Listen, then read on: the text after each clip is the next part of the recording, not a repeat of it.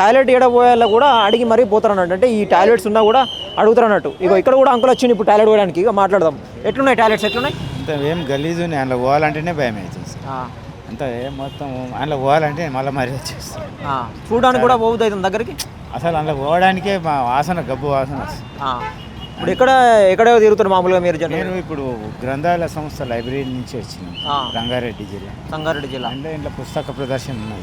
ఇంత పెద్ద book fair జరిగినప్పుడు మేధావులు వస్తారు, ఆఫీసర్లు వస్తారు, గెస్టెడ్ ఆఫీసర్లు కూడా వస్తారు, ఇక్కడ జనరల్ పబ్లిక్ కూడా వస్తారు. ఇప్పుడు ఈ బుక్ ఫేర్ జరిగితే సరే మొబైల్ టాయిలెట్స్ ఉన్నాయి, వాళ్ళు తీసేస్తారు, అయిపోతుంది. ఇప్పుడు జనరల్గా ఇక్కడికి వచ్చినప్పుడు ఇక్కడ టాయిలెట్ పోయాలి, ఇటు ఉన్నాయని మనం చూస్తాం మామూలుగా. అంతే ఇక్కడ ఎక్కడ లేనే లేదు. దగ్గర పోవాలంటే బయట పోవాలంటే కష్టమే. ఇప్పుడు ఇక్కడ బయటకు పోవాలంటే ఎక్కడో పోయి మళ్ళీ పోవాలి. ఇబ్బంది.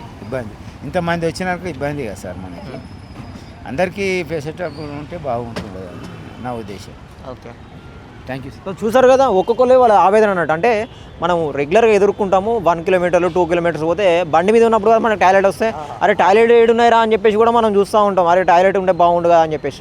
సో అట్లా ఈ జిహెచ్ఎంసీ కూడా నిర్లక్ష్యం, ఎంత నిర్లక్ష్యం అంటే దీని మీద ఒక టాయిలెట్ మీద 5 నుంచి 6 లక్షలు దీనికి ఖర్చు చేస్తూ ఉంటారు. మొబైల్ టాయిలెట్స్ కూడా 4 to 5 lakhs ఖర్చు చేస్తూ ఉంటారు. అంటే ఏదైనా స్పెషల్గా గవర్నమెంట్ ఈవెంట్ జరిగినప్పుడు కూడా 4 to 5 lakhs, ఓవరాల్గా ఒక 30 crores కూడా దీనికి స్పెండ్ చేయడం జరిగింది, ఏది మొబైల్ టాయిలెట్స్ కూడా. సో అట్లా దీని నిర్లక్ష్యం ఏ రేంజ్లో ఉన్నాయో కూడా మనం అర్థం చేసుకోవచ్చు. సో చూసారు కదా, ఇట్లాంటి చాలా సిచ్యువేషన్లు సిటీలో చాలా చోట్ల కూడా కనిపిస్తూ ఉంటాయి. ఇంకా ఫర్దర్గా కూడా మనం వీడియోలు చేస్తూనే ఉంటాము. చూస్తూనే ఉండండి ఆదాబ్ హైదరాబాద్.